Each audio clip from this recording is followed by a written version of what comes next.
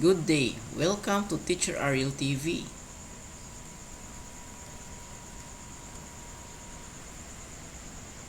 Our topic for today is about solving word problem involving ratio and proportion. Can you solve this?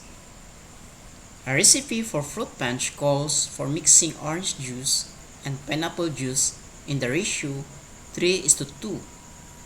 If you want to make 25 liters of fruit punch, how many liters of each juice should you use? I have here the solution. Total parts in the ratio 3 plus 2 equals 5 parts.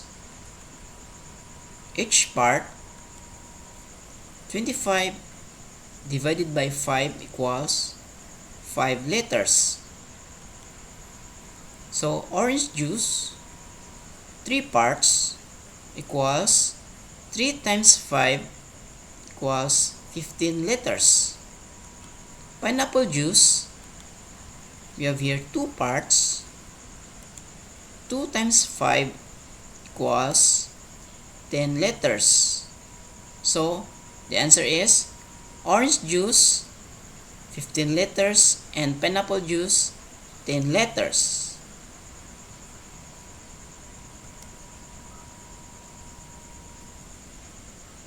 Next, can you solve this? The ratio of boys to girls in a school is 5:3. If there are 160 students in total, how many boys and how many girls are there? Solution. Total parts in the ratio 5 plus 3. So 5 plus 3 equals 8 parts. Each part equals 160 divided by 8 equals 20 students. Boys equals 5 parts equals 5 times 20 equals 100 boys. Girls equals 3 parts. So 3 times 20 equals 60 girls. So the answer is boys is 100 and girls is 60.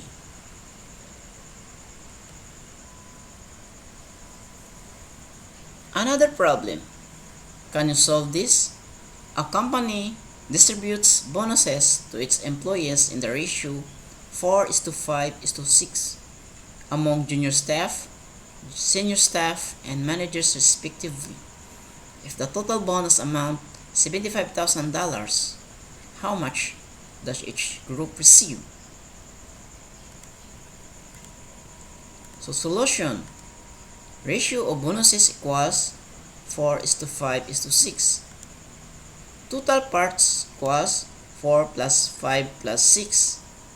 So 4 plus 5 plus 6 equals 15 parts. Each part equals $75,000 divided by 15 parts. So $75,000 divided by 15 equals $5,000.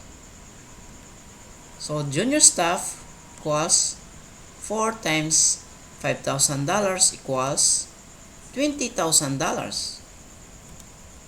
Senior staff equals 5 times $5,000 equals $25,000. And managers equals 6 times $5,000 equals $30,000. So the answer is junior staff $20,000, senior staff $25,000, managers $30,000. That's all for now. Thanks for watching.